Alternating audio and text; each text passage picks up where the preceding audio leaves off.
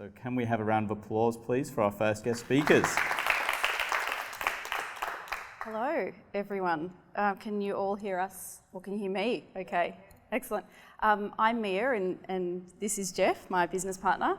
13 years ago, we had a crazy idea to go into business together, which we will tell you a little bit more about in a sec. So we run a femcare brand called Moxie, as Wayne said, and we also recently started a side hustle called the Brand Maketh, which basically helps other brands do kind of like what we did with Moxie. So tonight we're going to do a bit of myth busting. So we're going to talk through some of the pitfalls that we faced over the 13 years, and we've really pared it down to just a few because we're trying to keep this to 20 minutes, but honestly we could probably talk about the pitfalls for days. There have been so many, we've made a lot of mistakes, but we've done some good stuff too, so we'll share some good things as well. So I think this, oh, no, there we go. So people often think that running a business is like, it just is raining money all the time, and it's, yeah, you're making it rain, lapping up the dollars, but really what it's like is like running around with a pot over your head, bashing into things, trying to find your way around and trying to navigate the process of you know, running a business and managing people and doing things that you never really thought that you had to do when you first started the business. So as I said, we're a partnership, and we're really fortunate that we've got each other actually. I think when we started, we heard a lot of horror stories about people, you know, going into partnerships and running businesses together and some of the downsides of that, but we've been really, really fortunate, and I think what's made our partnership work is communication, and that's just been absolutely key for us. It's been tough, and I think Jeff will talk about it a little bit later on as well, but it's just great to have someone to share those ups and downs with, and to have someone as a sounding board, because sometimes when things go around in your own head, it can make you crazy. So I've got Jeff to make crazy instead. And I've got Mia to make crazy as well, which I think I actually drive her a little more crazy than she drives me. But talking about the two businesses that we have, the first one is Moxie, as Mia mentioned before. That was the result of basically a lunchtime. I should mention that Mia and I used to work in another business together. I was actually her boss, and she was a student from RMIT who came to do her 12-month placement and work with me. And we used to go out and have lunch, and one day we had lunch at Nando's and we just hated our job, and we decided what could we do where we did the same thing that we're doing now, but we did for ourselves. And Mia had this particular need and this little thing that we talked about, which is all these tampons falling out in her handbag, and we thought about packaging options that could maybe fix that issue, and it just really came from that, and that was probably about 2004, 2003. Yeah. And we launched the brand Moxie in 2005. You can see here an image of the original, more or less the original packaging with the stripes at the bottom, and the new packaging that we're just launching this month with the new modern sort of livery. But it's been a wild ride, 13 years so far, and we're not finished yet. So we'll tell you a bit more about that as we go along.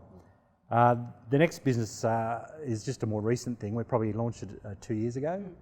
And it's just based on the fact that we've learnt so much over the time, coming from a marketing background, knowing how to develop brands and all of that kind of area, but also having actually done all of this stuff for ourselves in terms of commercialising things, approaching retailers, getting distribution, understanding finances, all of the aspects of things you need to commercialise something. We've got experience in all those areas, and that prompted us to start this business because we'd been hit up so many times for advice, particularly Mia, who's got a much higher profile than I have, about, you know, how could we help them, and we'd give people advice, but then we thought we might as well formalise that, and that became the Brand Maketh, and that's doing really well as well. So so as I said, we're going to do a bit of myth busting and sort of go through some of the classic perceptions of what people think running a business is like. The first is that, you know, being your own boss must be amazing, and actually that's not a myth. It actually is really awesome. We really love it. Some people may not say that, but it's been really, really great for us. So yeah. The next is that owning your own business must mean that you're successful, and it's so funny because I just had this chat with someone a few minutes ago. It's always been really interesting to me that people seem to equate ownership with success. if you have a nice car, you must be successful. If you have a new pair of shoes, you must be successful. If you have your own business, you must be successful. And I think in our experience, it couldn't be further from the truth. I think people often don't really understand that what you see isn't always what you get. And people don't realise that it's your own house on the line, and it's your own savings and your heart and soul that's into it. And just because you do have a nice new pair of kicks, it doesn't mean that you're necessarily raking it in. So yeah, I think perception sometimes isn't always the reality, and that can be challenging because I think for us it's often changed the way that people treat us, either professionally and personally, and that can be tough in friendships, relationships, and even in a business sense too. So along those lines, we thought we'd let you know about a few of the times where things haven't actually gone according to plan, or we found a few difficulties, as Mia mentioned before. And this is an example of that. As a feminine hygiene brand, we've got all the feminine hygiene products, and we in distribution in Coles and Woolworths and all the places that you'd expect to find brands like ours. But then we had this brilliant idea that potentially people would like to have a subscription box where they could buy Moxie online and be delivered every month, and that would be just another little side business to ours, a little bit of an expansion. But that proved to be a very, very difficult thing to do. It's actually a lot different from our original business. Our business is brand development, FMCG, distribution, those sorts of things. Doing something online like the Moxie Box Club, which you see a bit of an image up here of, was a lot more difficult, a lot more of a different business than we expected. And even to this day, we've done 3 different versions of this thing, different websites, and we've learnt so much about what it takes to get something online and to market something online. But I think the big takeaway from that experience is that we underestimated how different a business it was. It's not what we were doing before, just a little bit different. It's a lot different, and it's being a retailer, which we weren't before. So we learned a lot from that, and we've hit a lot. We've run. That has definitely been us running around with a pot on our head and running into things. I think just to add to that as well is just 2 quick points on that. The first is that people think that with online, if you build it, they will come. And it just so doesn't work that way. I wish it did. Unlike bricks and mortar, which is what our traditional business has relied on, people are already going into store. People expect to find our products on the shelf. Whereas with online, we're literally having to drive people to that space. And that can be quite challenging. And I think particularly for a product like ours, which is a grudge purchase, it's not something people buy because they really want to, or because it's the latest thing. They buy it because they have to. So it's a bit of a barrier in itself. And then just on the web development front, oh my gosh, seriously, building websites, and we're not techies by any means. So like Jeff said, we're currently in the 3rd iteration of our website. I actually just shudder a little bit when I think about how much money we've spent on it. No sooner do you finish one website than somebody tells you that that's all wrong, and now you have to do another one on a different website because that's all out of date. That's been our experience. So it's a bit of a minefield, and not something that we anticipated at all. Another area where we've probably encountered issues is on the financial side of things. That's not naturally where our skills were based at the start. A lot of people think revenue, turnover is what it's all about, and you just have to drive for turnover. The rest of it looks after itself. But no, it's revenue sounds great, but being profitable is a lot more difficult, and you've really got to understand the detail of that. We could talk about this for hours, but the reality is it's just an area where if you are in a business or starting a business, you really need to understand the back end of things. It can't be just about turning over a lot and thinking that that's great. I turn over this $4 million and that means I'm great. But no, it's not like that at all. We see it now with some of the other brands that we're working with through the brand makers. That, people will have a fantastic product or a brand idea, but not a lot of sort of commercial thinking has gone into it. And I think that's where people sort of get caught out, because you're in that sort of fun phase of launching a brand and seeing it come to life, but then very quickly you have to really think about cash flow, and that can get the better of you very quickly, which again, I put my hand up, we're the first to admit that we fell into that trap as well. We got so excited by the launching part. All the fun stuff. Everybody wants to do all of that, but it's soon, within 6 months, you'll find that you're coming up against the financial issues. Yeah, so yeah, you've really got to know your dollars and you know, really look at your margins from day one. Oh, is it? Oh, this is my one. I love this one. This perception is, you know, that you can come and go as you please. So I love my friends and I love my family, but mate, they call me at ridiculous times during the day when I'm working. If I'm in a meeting, I could be in a range review with Woolworths, and you know, my mum will call me 4 times, and I'll answer thinking it's an emergency, and she'll say, "Are you at work?" Bless you, Mum. Yes, I am at work. I think people think that you kind of come and go and that you just can, you know, you lunch with your mates and do whatever you want and come in late and sleep in and all the rest of it. And technically, yeah, you could. And there have been days where we've done that. But the reality is that if you do that, then your business suffers. Because, you know, as the leader, as leaders of the business, you know, you're really trying to empower your team to be as passionate as you are. And I think if you don't sort of show that passion, and if you're not present, we found that can reflect on the team. You know, even at times when we have to travel for work and things, it can be tough, particularly in a small team. We are quite a small team. You know, being a still relatively, I guess, considered a small business. It can be quite challenging. So yeah, I think you can't really come and go. And, well, maybe we just haven't cracked it yet. No. I just think maybe we're not there yet. You okay? Well, the next one talks about exporting, and this one's actually a reference to a specific issue that we had. It wasn't long into the business, about the end of 2007, where we heard the UK calling. And we started getting contacts from people over there, people telling us that it was a big opportunity for us. We need to go over there. This brand would do so well over there. If we didn't go over there, somebody else would do it and do something like our brand over there. So we're thinking, oh, well, we better get moving. We better start, exporting and getting our act together. But we went from a small business that did only a few different SKUs to a really big business really fast, and all the retailers in the UK wanted a full suite of products. We would have gone from 3 SKUs to probably 12 to do this launch. And the structure we put together to service the UK, because it was such a long way away, was a very difficult structure and something we'd never done before, and we didn't know about how the retailers would react over there. They're quite different from the ones over here. So within we did all of that and we launched over there, but within 6 months we encountered the GFC. All of our margins and everything that we planned on were cut in half because the pound dropped so far, and we had a lot of difficulties, and it was all so far away, and it was all in a different time zone. It was very, very difficult time for us, and it took us years to recover from it. Eventually we pulled out of the UK. We did it for a couple of years, but the point was we weren't ready. We sort of listened to other people.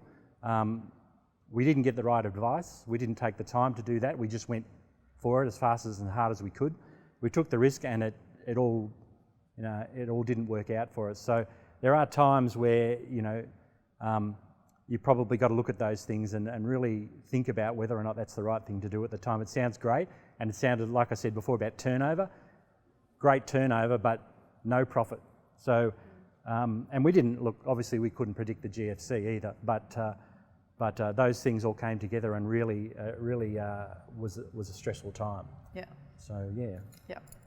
Yeah. That was. I also shudder still about that one, many years on. That's just, like I said, that just scratches the surface of some of the bad stuff. But you know that. They were some really significant things, and particularly that last one about exporting was a really, really challenging time. And actually, even still now, I'd say, you know, it's been quite a few years since that first stint. We do export, I'd probably say in a minor way at the moment, but it still is really challenging. You know, finding the right partners, the right distributors, and doing that at a distance can actually be really, really challenging. And also when you're dealing with, you know, cultural differences and things like that, particularly in our category, which, you know, even in a market like Australia, which we think is quite, you know, it's not a conservative market. We're quite progressive. It's still a taboo subject. In other markets, it's really taboo, and people just don't want to talk about periods or products relating to them. So exporting can be really, really tough. we'll let you know when we've figured out how to do it. But again, back to the good stuff. It's not all doom and gloom, and really the good stuff mostly outweighs the bad. Otherwise, I don't think we would still be here. I think something that's still to this day, when people say, what's the most memorable thing in business that's happened, it was probably when we got national ranging in Woolworths. So at the time, I was a 22-year-old student. I can't even remember whether I had graduated from my marketing degree. Jeff and I had this crazy idea, and 22-year-old Mia went, great, yeah, let's just go to Woolies and just pitch to Woolies like it was nothing. It's probably good in hindsight that I had that mentality, because I didn't know what I was in for and I was gung-ho. And I think we probably balanced each other out quite well, because Jeff was like, hang on a minute. And I was like, no, let's go. So I think in hindsight it was a good thing. But I remember really distinctly going to Woolworths that day. And for anyone that's been to Woolworths, it's a bit like an airport. And it's probably the size of an airport. And it can be quite intimidating. And at the time they had this big board with all the names and times of the meetings that were on for that day. And you know, I remember thinking at the time that it was kind of like they were calling me up for execution. You know, which is a bit dramatic, but that's kind of how I felt. And I had this moment of, what are we doing? What have we done? We had actually ordered a container worth of stock.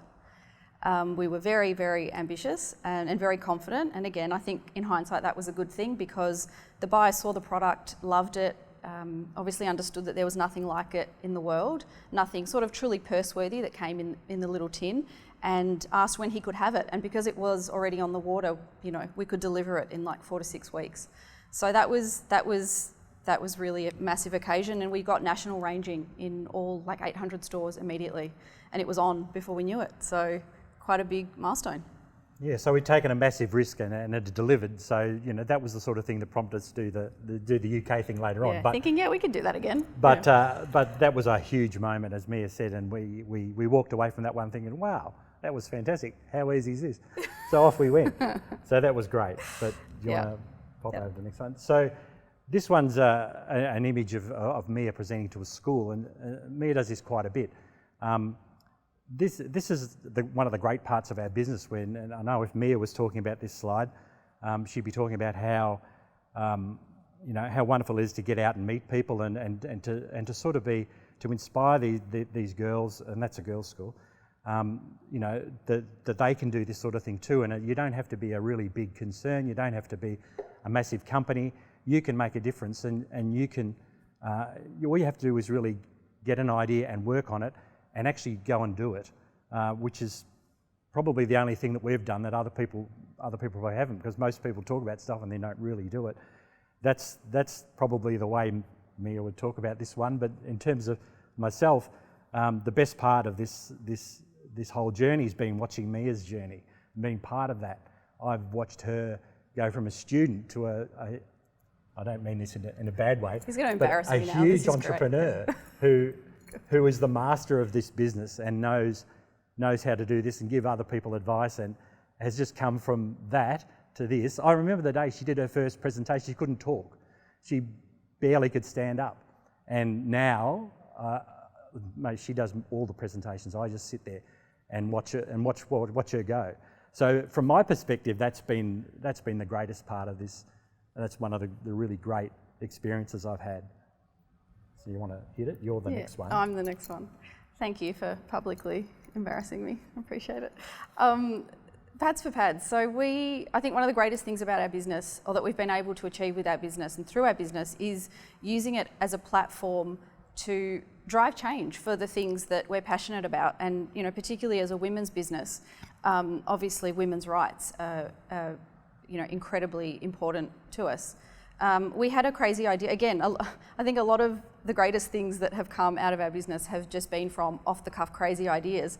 And the idea for our Pads for Pads initiative actually sparked from an article that I'd read online that talked about the high rates of school absenteeism amongst girls in particularly developing countries. They were basically missing school up to 20% of the school year and ultimately dropping out simply because they couldn't manage their periods. And that's kind of the light version. There's some pretty horrific stories out there. Once I delved deeper into it, we learnt a lot more about it. We realised that what was happening was horrific, and it shouldn't be happening. No woman anywhere in the world should have to suffer that way. And so we wanted to do something about it. And I think this is a great lesson of just really showing people that you don't have to be a massive organisation. Like Jeff said, you don't have to have enormous budgets to make a change. So basically what we did with Pads for Pads was we went over to Uganda on a whim, as we do with a lot of things, and we found an organisation over there that was employing local women to make reusable pads. So we were very sympathetic to, you know, the local environment and the economy. These women were being employed to make product. We weren't shipping Moxie product over there. And basically what we did is we used the profits from the sale of our products in Australia to fund these women making pads in Uganda, and then we gave them away to schoolgirls for free. So we went into schools with our partners, AfriPads, and we taught the girls about menstrual hygiene management, we did AIDS awareness, planned pregnancy, and we showed the girls how to care for their kids. And each girl got a year's supply of product, and we supported about 15,000 girls just off the back of that, which is, you know, pretty amazing, and we're really, really proud of that. And again, I just think you don't have to necessarily have all the resources. I think just, you know, thinking about how you can use your business to drive change. You know, I think if everyone did that a little bit in some way, we could actually make massive impact. Yep. Yep. Can I show the next slide? I do.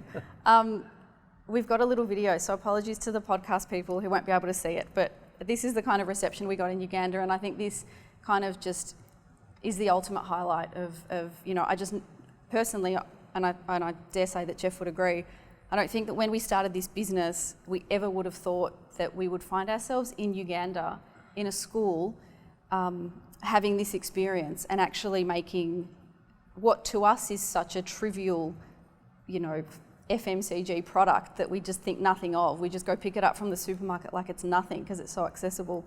But to these girls, it is so life-changing. And yeah, this is the reception we got. So I'd say all in all, it's pretty good doing what we've been able to do.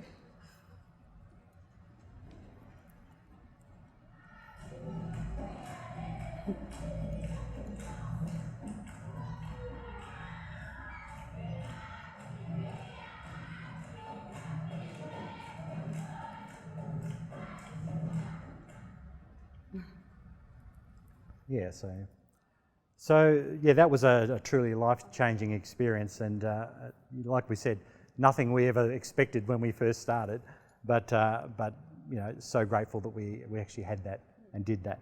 So just to wrap up, just a few sort of points of things that we've learned. I have to turn around for this one, sorry. It's always, this is a lot harder than it looks, and I think I've had that discussion with just about everybody who runs a business. It's great, but it's a real challenge, and like I just said before, if it was easy, everyone would do it. So that's definitely a common experience. I think we've learned to take risks, and probably a lot more risk than I ever thought that I'd ever take, because obviously when I started this business, a lot older than Mia, I'd been in corporate jobs for my whole life, basically, till I was 40, 42. So for me to take this kind of risk at that stage of my life was a big deal. But I've learned to take a lot of risks and rely on my gut a lot. But then there's a line as well. You sort of got to know where that is. You can't go too far, but you know, when you're running your own business, you pretty much have to. So you have to be on it. I think just on that, we play the what if game a lot.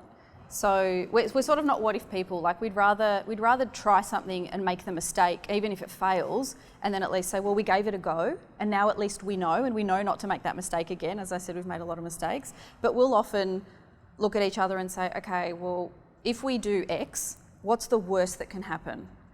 And you know, we've gotten to the point where we're saying, well, we might lose our houses, and we might, you know, whatever else, which is, you know, can be pretty dark, but then we still look at each other and go, all right, well, we might lose everything, but we'll still be alive. All right, let's do it. Okay. And so we managed to stay alive this long. The next one is to find the right people, and this one is really important in terms of, it's pretty obvious that if you've got a company and you've got people working in it, that you need the right people in the right jobs. It's probably more important than I ever thought it was. Working in a corporate environment, it seems like it's okay. You can have people that aren't quite there, you know, that are okay at their job. But when you've got your own business, they have to be right on it. And if you've got the wrong person in a role, it just upsets everything and nothing works right. But the other aspect to that also is that you need to talk to the right people. Like you need to understand the things that you're not good at and that you don't know. and don't try and do those things. Go and find people who do know how to do that stuff and talk to them the best way you can, or even hire them if you can, because it took us a long time to figure out that, you know, there were certain things that we weren't good at. We were trying to do them because we were the boss and we tried to do everything, but you know, it wasn't our skills, and it's better to pay someone to do it if you can. The next one is the dollars. I spoke about that before. You really have to be on it. You have to understand that sort of stuff. It's not that difficult to understand. It can feel like it is, but really once you get the idea of cash flow and balance sheets and things like that, it's not that hard, and you need to keep on it. Focus. Focus is a big one. This word keeps coming up for us. It's like when you decide to do something, or you're trying to go down a track, then you've got to really stay on that track and go there and deliver it.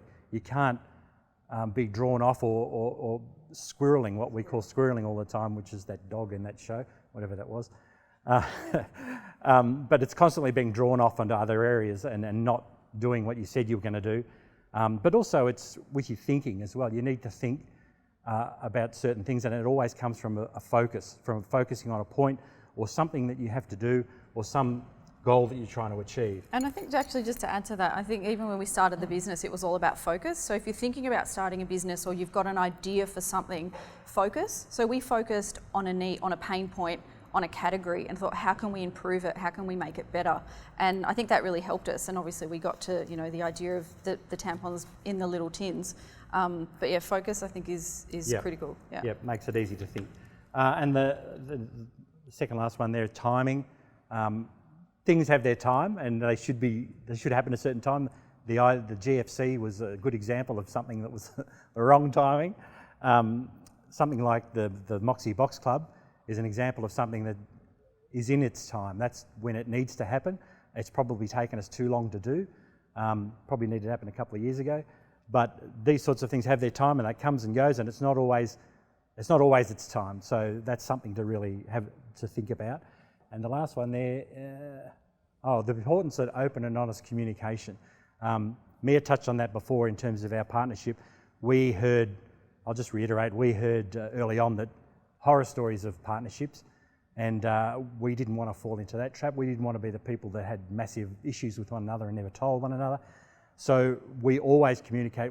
Sometimes it's hard, but you've got to make sure that you tell the other person what the issues are, what's on your mind. We have a rule that you either have to say it straight away or you can't say it at all.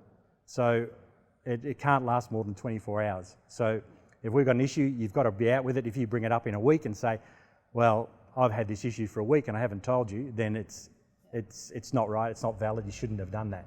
Yeah, because I think sometimes issues that are perhaps non-issues become issues because you've sat on it and it's stewed in your head and you've convinced yourself that it's bigger than it is, and it affects everything. Again, it affects the culture, it affects your productivity, and we've definitely, you know, had those times, but I think we've actually gotten quite good at just being upfront and calling it. I've never had a time where we've brought something up, and it can be quite confronting, brought something up that hasn't ended up with us coming out the other side thinking, oh, well, I'm glad we spoke about that because now it's fine. Yeah. So, yeah, thanks.